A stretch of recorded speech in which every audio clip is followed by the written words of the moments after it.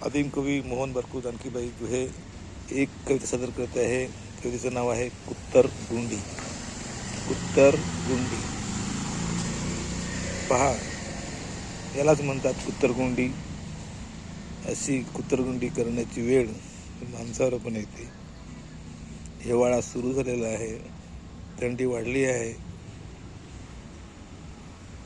आणि हे कुत्र बघा कसा कुत्तरगुंडी करून झोपला आहे. माणसाच्या आयुष्यात, माणसाच्या जीवनात अशी कुत्तरगुंडी करण्याची वेळ येतेच. दिवस असतात तसे नसतात, दिवस बदलतात, नशीब बदलतात. हा आहे नशिबाचा खेळ. कुत्र्याला, प्राण्यांना असं एक वरदान असतंय. तिन्ही ऋतूमध्ये त्यांना काहीतरी ॲडजस्ट करता येते. माणसाने मात्र तिन्ही ऋतूत समायोजन करून जगायचे असते. नाहीतर माणसावर पण अशी कुत्तरगुंडी करून झोपण्याची किंवा बसण्याची वेळ येते. म्हणूनच म्हणतात कुत्तरगुंडी. कुत्र्यासारखं पण माणसाला कुत्र्याची शेपूट वाकडी वाकडी ही खूप माणसाला लागू पडते. पण कुत्र्याने या शेपटीचा उपयोग बघा कसा केलेला आहे. कुत्र्याची शेपटी तोंडाजवळ आहे. कुत्र्याने कशी गुंडी केलेली आहे.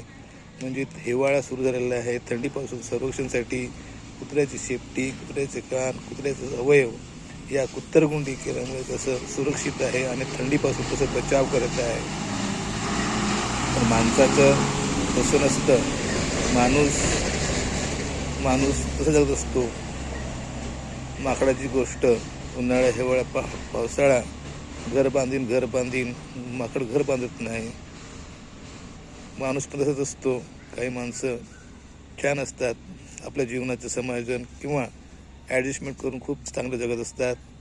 काहीचे जीवन कुत्र्यापेक्षा बेहत्तर असते, कुत्र्यापेक्षा जास्त कष्टदायक असते. ग्रामीण भागात किंवा गावामध्ये आपण कुत्र्यांना ओट्यावर पण जागा देतो. पण काही लोक आज अशी आहेत की ती आपल्या वृद्ध, म्हातारे, वयस्क झालेल्या आईवडिलांना देखील ओट्यावर जागा देत नाही. मग त्यांना काय म्हणावं? मग त्यांना झोपावं लागतं. एक चादर, एक कंबल अंगावर घेऊन. कुत्र्यापेक्षा पण बेहत्तर, कुत्र्यापेक्षा पण खराब असं आयुष्य कुणाच्या नशिबात येऊ नये. सर्वांना व्यवस्थित जगण्यासाठी निसर्गाने दिलेल्या हे देणगीचा वापर करून माणसाने खूप छान जीवन जगावे. माणसावर कधीही अशी कुत्तरगुंडी करून झोपण्याची वेळ येऊ नये. म्हणून माणसाने सरते शेवटी आपलं नियोजन किंवा आपलं तिन्ही ऋतूपासून, चारही ऋतूपासून संरक्षण करण्यासाठी आपण माणसानेही पण तयारीत राहावं. ज्याप्रमाणे निसर्ग बदलतो त्याप्रमाणे आपलंही बदलत राहावं. तिन्ही ऋतूमध्ये आपण हिवाळ्यात कंबळ, चादर, ब्लँकेट, कानटोपरा आणि स्वेटर घेतो. पण ह्या कुत्र्यांना कोण घेऊन शकतं स्वेटर? शेवटी अशी त्यांना कुत्तरगुंडी करून थंडीपासून संरक्षण करण्यासाठी त्यांना जगावं लागतं.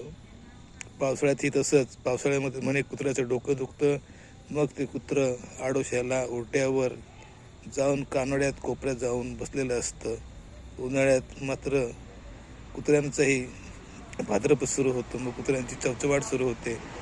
असं ह्या कुत्र्यांचं जीवन जगणं कसं असतं पहा. हे कुत्रं किंवा कुत्री कशी कुत्तरगुंडी करून झोपलेले आहे. आपण निसर्गाला विनंती करू, देवाला विनंती करू की मानव जातीला सरते शेवटी आपलं आयुष्य जगता जगता खूप दिवस छान जगत असताना शेवटी त्याला वृद्धपकालात किंवा म्हाताऱ्यामध्ये किंवा मध्येच अशी कुत्तरगुंडी करण्याची किंवा कुत्तरगुंडीसारखी माणसाची जीवन पद्धती होण्यासाठी येऊ नये आणि माणसाने कुत्तरगुंडी सारखे आपले दिवस काढू नये. जोहार, जिंदाबाद, जय आदिवासी.